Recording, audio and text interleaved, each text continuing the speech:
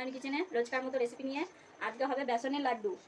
দেখতে থাকুন। বেসনের তো তেলে হয়তো অনেক খেয়েছেন, বাড়িতে আজ বেসনের লাড্ডু বানাবো। কড়াইটা বসিয়ে দিয়েছি, গরম হয়ে গেছে। দিয়ে দেবো আমি 1 চামচ ঘি। ঘিটা দিয়ে দিয়েছি। এবার বেসনটা আমি ঢেলে নেবো, হালকা ভেজে নেবো।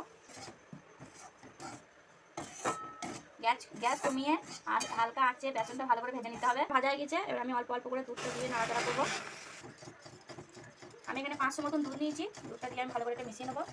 ভালোভাবে বেসনটা ভালোভাবে মিশিয়ে নিয়েছি দুধের সাথে। এবার আমি চিনি গুঁড়ো করে রেখেছি, দিয়ে দেবো। 100 মতন চিনি নিয়েছি। দেখুন নাড়তে নাড়তে অনেকটাই ঘন হয়ে এসছে। এটা যেমন একটা ডোর মতন তৈরি হবে তখন নামাতে হবে।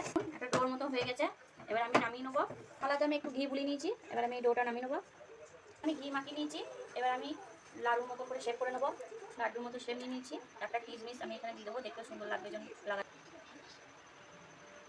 মনে হচ্ছে না একদম চাচির লাড়ু। এই দেখুন বেসনের লাড্ডুটা কমপ্লিট হয়ে গেছে। এই ভিডিওটা যদি ভালো লাগে একটা লাইক সাবস্ক্রাইব করে দেবেন, কমেন্ট করে জানাবেন কেমন হয়েছে।